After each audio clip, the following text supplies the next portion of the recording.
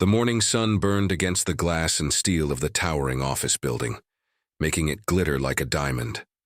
Inside the corporate plaza, a river of people in sharp suits flowed in and out, their voices a hurried murmur of deals and deadlines.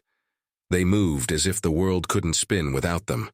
But on the edge of all this power, a man named Daniel stood quietly in a navy blue janitor's uniform, his eyes weary from a life lived in the shadows. To everyone else, he was just sweeping the courtyard. But inside his chest, a storm of responsibility raged. He was a single father, raising his little girl, Lily, all by himself after a tragedy had stolen his wife 2 years ago. Every day was the same, scrubbing floors, wiping windows, and emptying the trash of people who never saw his face. He carried the weight of 2 lives, his and Lily's, on his tired shoulders. That morning felt painfully ordinary. Just another Tuesday, until it wasn't. In the next few seconds, everything was about to change. In a single terrifying heartbeat, Daniel would see something no one else noticed. And when he dropped his broom and his voice ripped through the air with a desperate shout, "Don't get in the car!" lives would be altered forever. The most powerful people in that skyscraper would finally learn to see the janitor. Daniel's day had started long before the sun, in the pre-dawn darkness of his small rented apartment. His alarm buzzed at 5 a.m., but he was already awake, staring at the cracks in the ceiling, a roadmap of worries etched above him. Beside him, his 8-year-old daughter, Lily, was curled under a worn-out blanket, her arms wrapped tightly around a stuffed rabbit with one ear. He leaned over and kissed her forehead, a silent promise to protect her, to give her a better life, to never, ever give up. He made her breakfast, toast, an egg, and a glass of milk, and packed her lunchbox, slipping in a small note with a hand-drawn smiley face, a daily ritual of love. He worked 2 shifts just to keep them afloat, pushing his own exhaustion deep down, all while telling Lily to dream as big as the sky. By 6:30 a.m., he was at the corporate tower, a ghost with a set of keys hanging from his belt. The employees rushed past him, their eyes fixed on phones and ambitions. He was invisible, part of the background, like the potted plants or the polished marble floors. But Daniel saw everything. Years of cleaning up after others had trained his eyes to spot what everyone else ignored: a coffee stain on the carpet, a tiny crack in a window, a light bulb about to flicker out. He also noticed the people, their tense shoulders, the way they celebrated small wins with a clenched fist, or cried silently in restroom stalls when they thought no one was watching. He held these quiet observations within him, just as he held the memory of his wife. Around 8 a.m., the CEO herself arrived. Her name was Catherine Hale. She was in her early 30s, a woman who had climbed the corporate ladder with breathtaking speed. She was sharp and commanding, with eyes that measured everything, and heels that clicked on the floor like a steady, relentless clock.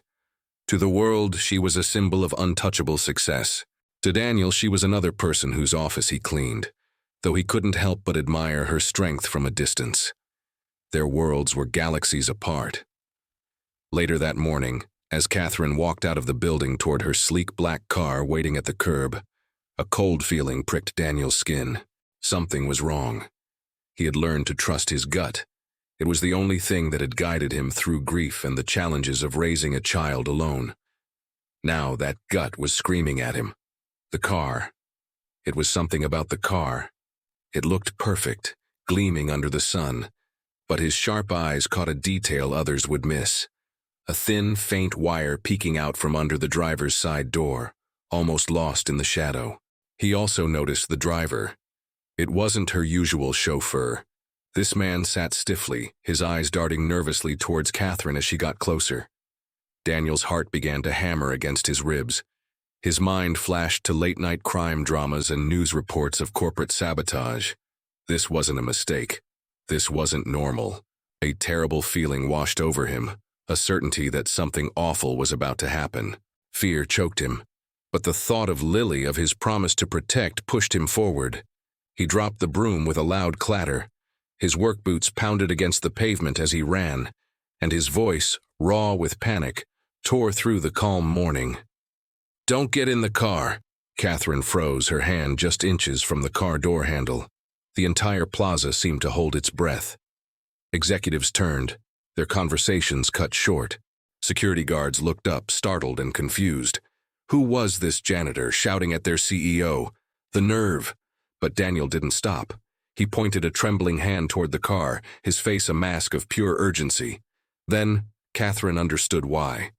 Just as she hesitated, a small metallic click echoed from underneath the vehicle. It was a sound so quiet most people would have missed it. But in the sudden dead silence that followed Daniel's cry, it was as loud as a gunshot. Fear flooded Catherine's eyes. The driver inside the car looked panicked, his hands fumbling with something on the dashboard. In an instant, the scene exploded into chaos. Security guards surged forward, pulling Catherine back and forming a shield around her. Daniel, lunging to the side, pointed frantically at the wire. "There's something under there," he yelled. The guards dropped low, their eyes scanning the undercarriage, and then they saw it. A crudely made but lethal-looking device was attached to the frame. A bomb. The CEO's polished black car was a trap, rigged to explode. If Daniel hadn't seen that tiny wire, if he hadn't shouted, if she had opened that door, her life would have ended in a blast of fire and steel. In those few heart-stopping seconds, Catherine's future, and the future of her entire company, was saved. Not by an executive in a tailored suit, not by her highly paid security team, but by the janitor, by the single father who cleaned their floors and emptied their trash, by the invisible man no one ever bothered to look at twice. On that bright morning, as the dust settled and the authorities swarmed the scene, everything changed. Catherine Hale stood a safe distance away, her composure shaken, her eyes fixed on the man in the navy blue uniform. The invisible man was suddenly the only person in the world she could see. A life was spared, and the truth about courage was revealed, reminding everyone that heroes don't always wear capes or badges. Sometimes they wear a janitor-s uniform and carry the weight of a child's future in their tired, calloused hands.